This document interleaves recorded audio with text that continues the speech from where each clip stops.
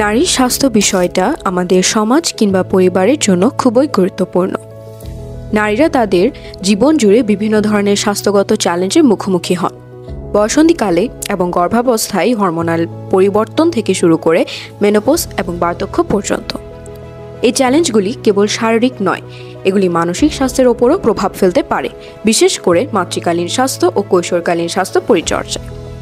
এই বিষয়কে গুরুত্ব দিয়ে নারীর স্বাস্থ্যবিধি, প্রজনন স্বাস্থ্য, মাতৃকালীন স্বাস্থ্যবিধি, সন্তান পরিচর্যা, মানসিক সুস্থতা, পুষ্টিকর খাবার গ্রহণ প্রভৃতি বিষয়ে উন্মুক্ত আলোচনার অনুষ্ঠান প্রতিকারের চেয়ে প্রতিরোধী উত্তম নারী স্বাস্থ্য সচেতনতায় শীর্ষক সেমিনারের নিয়মিতভাবে আয়োজন করে যাচ্ছেন শাহজাহান হযরত সৈয়দ জিয়াউল হক মাঝভান্ডারী ট্রাস্ট নিয়ন্ত্রণাধীন প্রতিষ্ঠান জাকাত ওয়েলফেয়ার ফান্ড। আসসালামু আলাইকুম, আমি আব্দুল ইসলাম দিবা, চট্টগ্রাম বিশ্ববিদ্যালয়ের মাস্টার্সের শিক্ষার্থী। আমি প্রথমে আয়োজকদের ধন্যবাদ দিতে চাই এত সুন্দর একটা আয়োজন করার জন্য। আমি চাই এই আয়োজনটা বাংলাদেশের সর্বত্র ছড়িয়ে পড়ুক। নাসরিন ম্যাম সম্ভবত উনি আমাদেরকে খুব সুন্দর অনেক কিছু শিখিয়েছে, যেগুলো সম্পর্কে আমরা অবগত ছিলাম না, অনেক কিছু জেনেছি। সবাইকে ধন্যবাদ। তারই ধারাবাহিকতায় দরবারে গৌসুল আজম মাঝভান্ডারী গৌসিয়া হক মঞ্জিলের নিজস্ব ভবনে স্থাপিত হোসাইনী দাতব্য চিকিৎসালয়ের অডিটোরিয়ামে স্থানীয় নারীদের স্বাস্থ্য সচেতনতায় সেমিনারের আয়োজন করা হয়। সেমিনারের প্রধান আলোচক হিসেবে উপস্থিত ছিলেন চট্টগ্রাম মেডিকেল কলেজ হাসপাতালের চিকিৎসক ও royal pathology and diagnostic consultant সেন্টারের medical officer doctor Kazi Nadia Mehnaz. আমাদের কিন্তু একটা আল্লাহ প্রদত্ত অন্য একটা জিনিস আছে, যেটা প্রতি মাসে আমাদের কিছু রক্ত চলে যায় শরীর থেকে। এই কারণে ওই সময় আমাদের আরও বেশি বেশি করে খাওয়া দাওয়া করতে হবে, ঠিক আছে?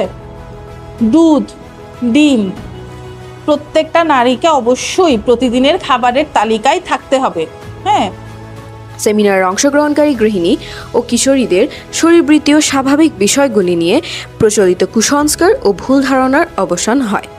নারী মনে চাপা থাকা শরীরবৃত্তীয় সমস্যা বিষয়ে এমন মুক্ত আলোচনা তাদের মাঝে মানসিক প্রফুল্লতা সৃজন করে। গ্রামের নারীদের জন্য এমন আয়োজনে তারা উৎফুল্ল হয়ে ট্রাস্ট কর্তৃপক্ষের প্রতি কৃতজ্ঞতা প্রকাশ করেছেন।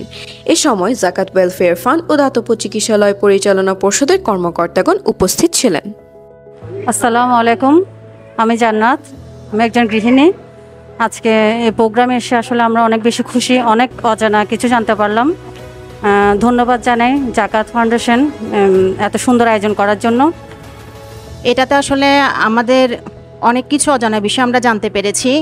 অনেক বিষয় আমরা আমাদের বিভিন্ন ধরনের জড়তার কারণে আমরা হয়তো অনেক সময় এগুলো বিস্তারিত আলোচনা করতে পারি না ফ্যামিলির সদস্যদের সাথে, বা ডাক্তারের কাছে যেতে আমরা অনেক সময় সংকোচ বোধ করি।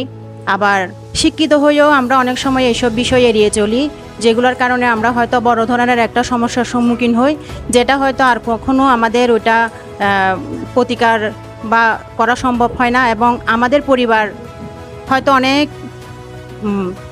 মূল্যবান জীবন হারিয়ে ফেলে আমাদের পরিবারে। তো আসলে এইসব বিষয়ে নারীদের যে ইন্টারনাল যে স্বাস্থ্য সমস্যাগুলো আছে, এইসব বিষয়ে খোলামেলা আলোচনা করাটা খুবই প্রয়োজন। আমরা নারীরা অনেক পিছিয়ে আছি এখনও, যেহেতু সবাই এখানে নারীরা অনেক নারী আছে, উপস্থিত আছে, তারা মা বোনদের সেবা জানে না, আমরাও জানি না। ম্যাডাম থেকে আমি অনেক কিছু জানতে পারছি, আমার থেকে অনেক ভালো লাগতেছে। Thank you.